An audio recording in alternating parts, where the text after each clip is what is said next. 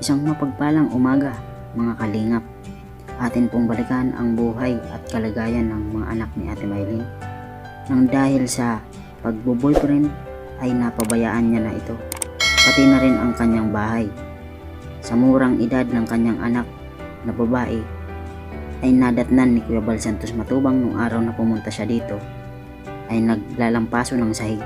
Nakakaawa naman mga kalingap, dahil sa murang edad ay nagagawa na ng bata na magtrabaho dahil napapabayaan na at hindi na naasikaso ng kanyang ina. So bago po natin umpisahan yan mga kalingap, ang video reaction na ito, ay huwag niyo pong kalimutan na mag-subscribe kay Bal Santos Matubang, Kalingap Rob and Ate Edna Vlogs. And of course mga Kalingap Japan Group and Tomodachi Group. Maraming salamat po sa inyo lahat. Ang pagtulong sa kapwa ay aming di pagkakait.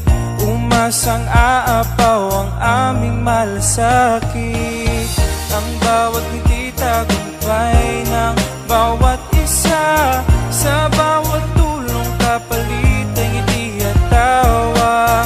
Kayamanan ng pagtulong na hindi maaangkin. Tayo'y pantay-pantay, isang layunin.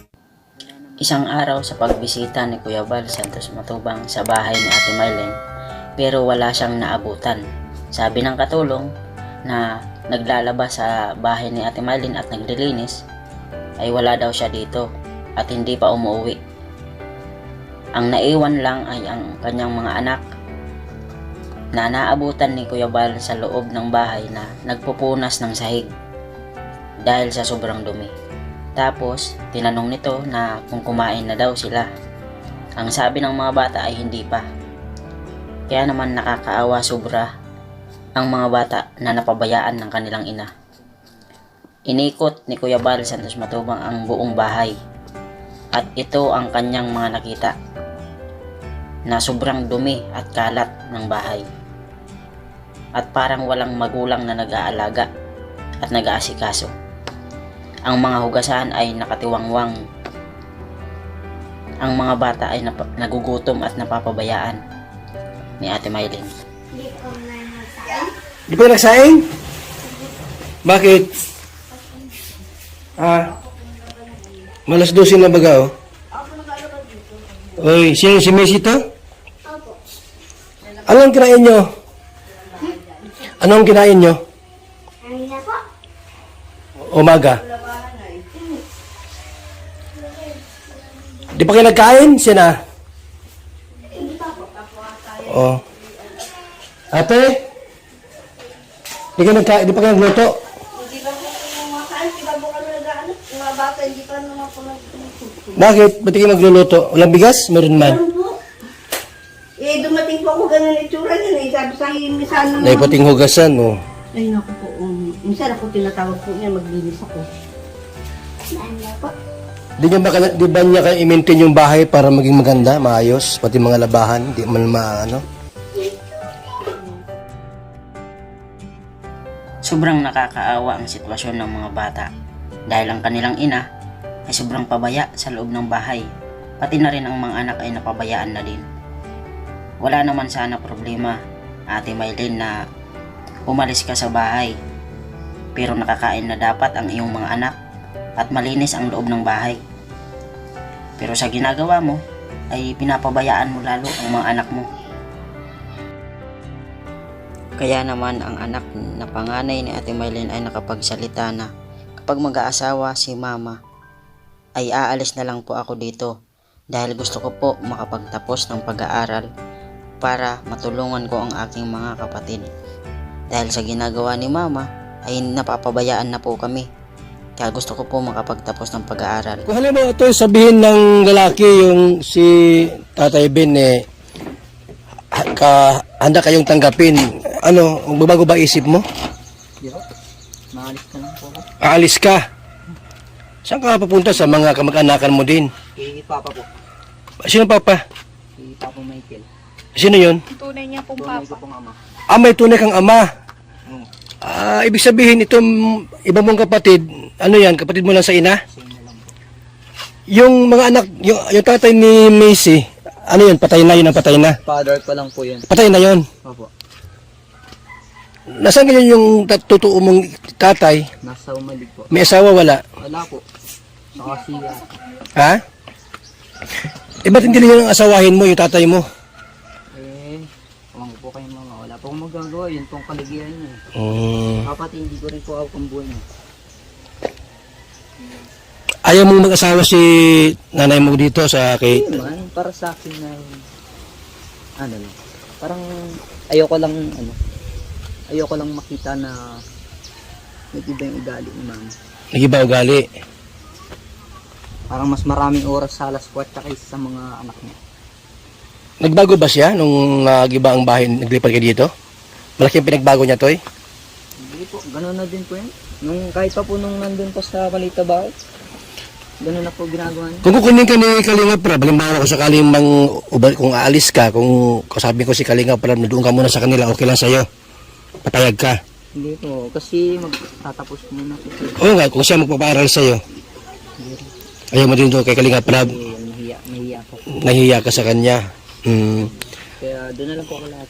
Kasi ate ko naman po, saka tunay ko pong ama yan doon. Doon ka kung sakali.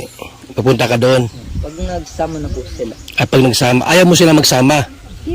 Gusto ko man po, pero Aalis ka. yun ang gusto nila.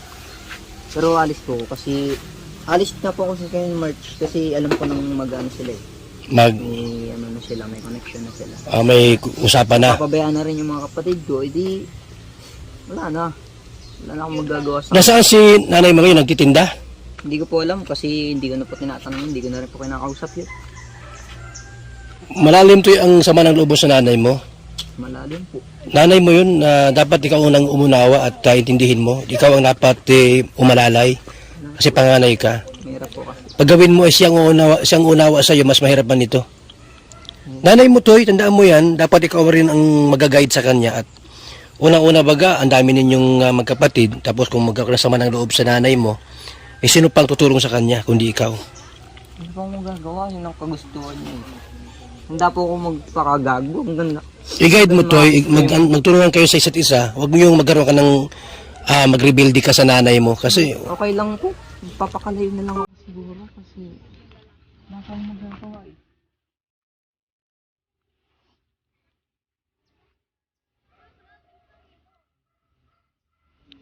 Alam ko din na magsisisi siya kasi sinabayaan niya yung anak. dapat, Toy, total, ikaw mas panganay. Ikaw dapat umintindi muna pang samantala. Yung mga anak ni Maylin, kapatid mo, maliliit pa. Maliliit pa. Yung mga kapatid ko napapabayaan. Siyempre kailangan po nila ng ina. Hindi po puro na lang ako. Hindi ko po kaya eh. Nung pumunta siya ng diet nung linggo, umiba agad siya dito? Umuwi siya kasi dinala po yung bata tapos umalis din hanggang sa magtatlong araw na yung umuwi. Hindi nagbalik. Sakit po para sa akin nang mawala ng mga ina yung mga kapatid kong maliliit.